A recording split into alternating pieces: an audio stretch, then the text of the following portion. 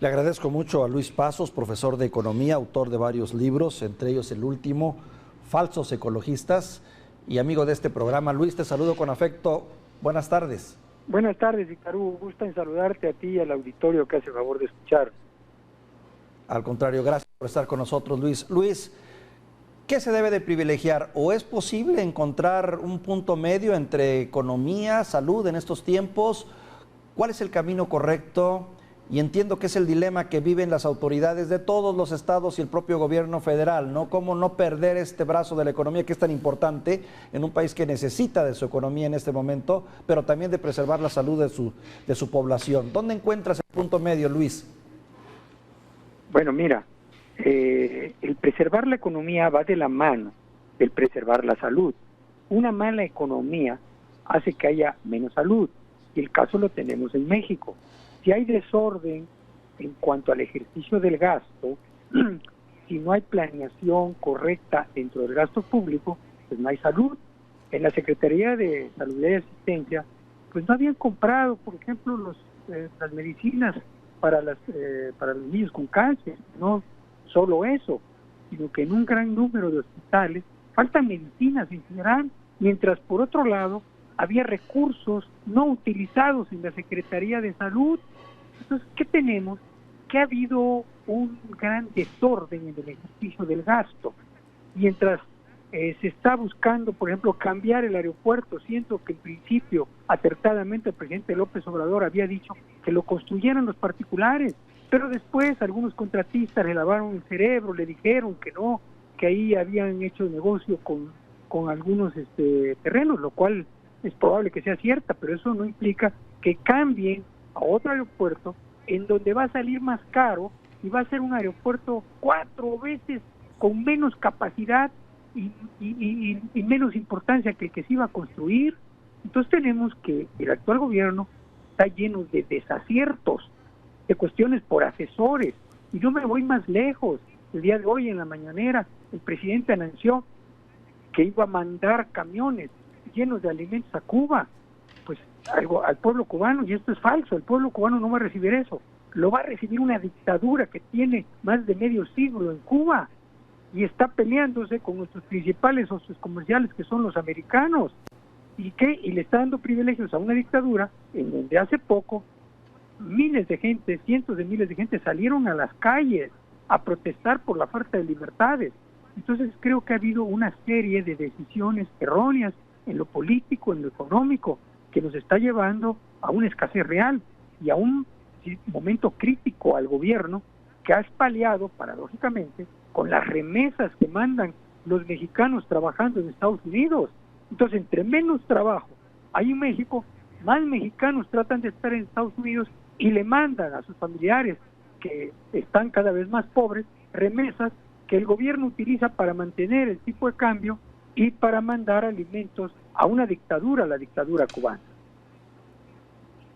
El presidente argumenta que la ayuda, los programas sociales, donde ha puesto el acento en la economía, eran vitales en este país en este momento a la luz de las circunstancias sociales y políticas en las que México se encontraba. ¿Coincides con eso o se ha exagerado en este tipo de apoyos? Mira, es que la palabra social, precisamente tengo un libro que se llama Justicia Social Injusta, se ha prostituido la palabra social, programas sociales. ¿Qué han sido los programas sociales? Por ejemplo, este Banco del Bienestar, ¿para qué ha servido? ¿A quién ha sacado de pobres? Ahora se van a poner a distribuir el gas. No pueden distribuir medicinas que quieren distribuir el gas. El problema del presidente López Obrador es que está rodeado de vivillos.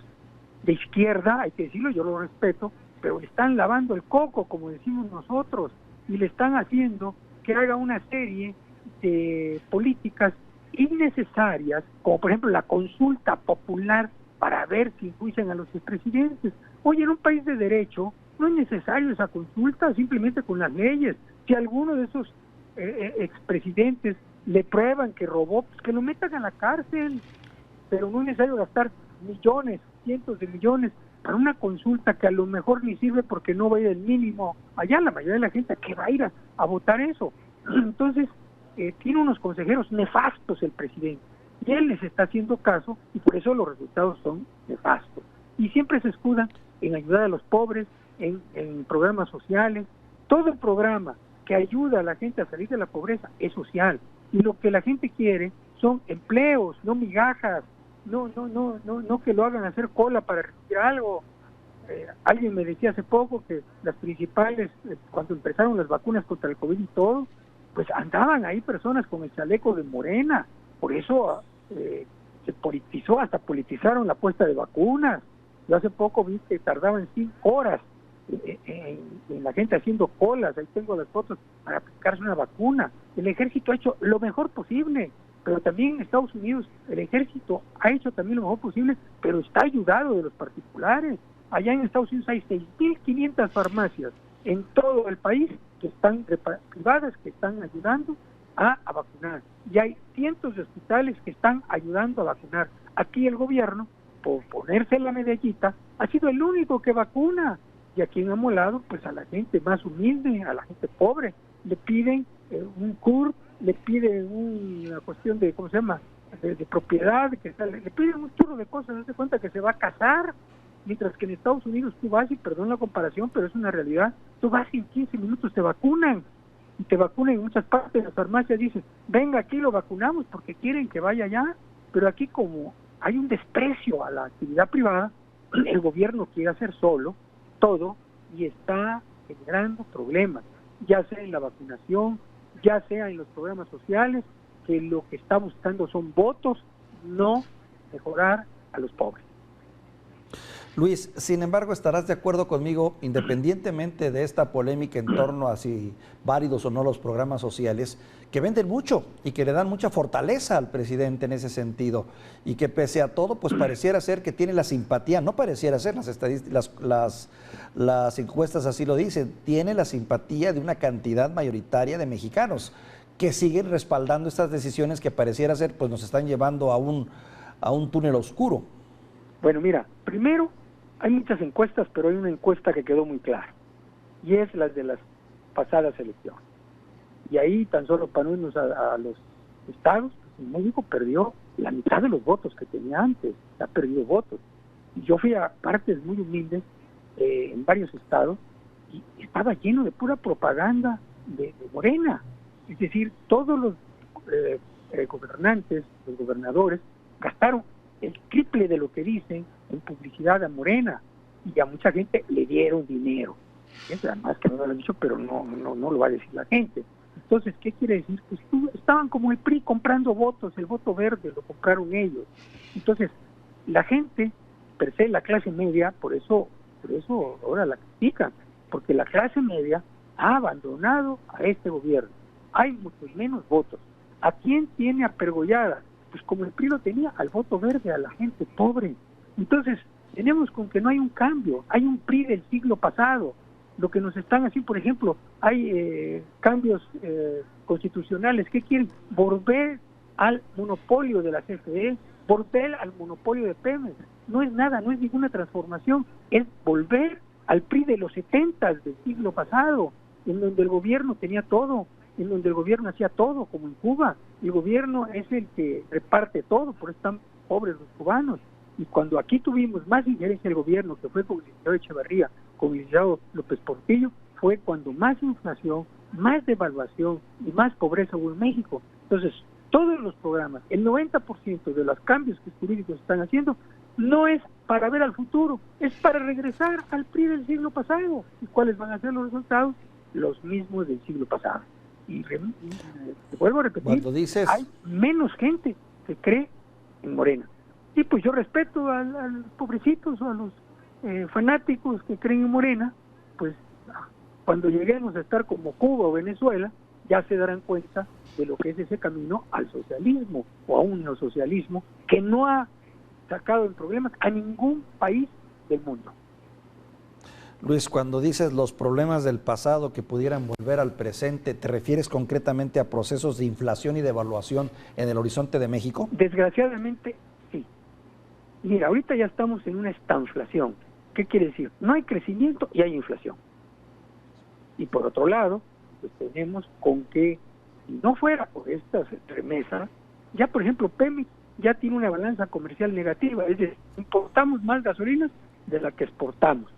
Aquí se ha prohibido que se produzca, vamos para atrás, porque en otros países la producción de energía por el viento, las producciones limpias que se están prohibiendo. ¿Por qué? Porque al presidente le han llenado la cabeza de que son una competencia ilícita y que es necesario que vuelva por la soberanía nacional a ser un completo monopolio la CFE.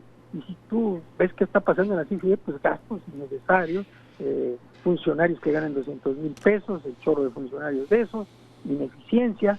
¿Y qué quiere? Le daban la cabeza al presidente diciéndole que es necesario que sea solamente la CFE la que produzca electricidad.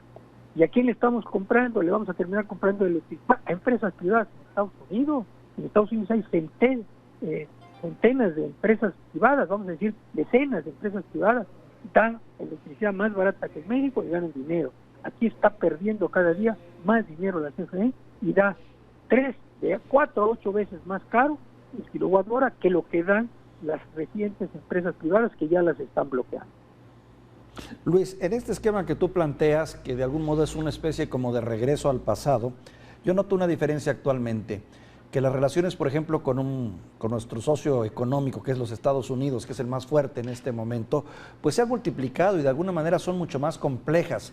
También ante un presidente que finalmente ha retomado la economía de su propio pueblo, me refiero al presidente de los Estados Unidos, y que pues ha reactivado la economía de una manera asombrosa.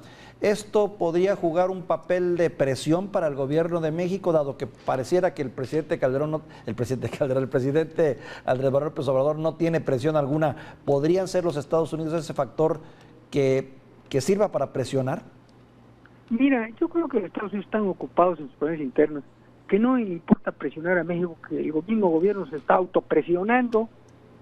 Ya el TEMEX, eso que sustituyó el Tratado de Libre Comercio, se podía llevar bien, pero ya las empresas norteamericanas le están exigiendo a su gobierno que frene las arbitrariedades que están cometiendo aquí en México con las empresas privadas. Por ejemplo, ya le metieron en la cabeza al presidente que Iberdrola, que es de lo peor, que no sé qué. No es cierto. Eso es porque quieren cubrir su ineficiencia quienes dirigen la CFE. Es una persona muy astuta, yo lo conozco desde hace años, es muy astuto, muy listo, y ya le agarró la medida al presidente y lo está engañando. Entonces, ¿qué es lo que hacen? Pues echarle la culpa a los privados, como hicieron en la Secretaría de Salubridad. Oiga, ¿por qué faltan las medicinas? Porque hay un complot internacional. ¿De ese día, por favor? Un complot internacional contra México. No, hombre, güey, a mí me lo han dicho gente que vende medicinas. Dice, lo que pasa es que todas las medicinas, y te voy a decir algo muy duro, que esto me lo han dicho proveedores, que no lo escriben. Dice, mira, ahorita hay más corrupción en la Secretaría de Salud que el sexenio pasado.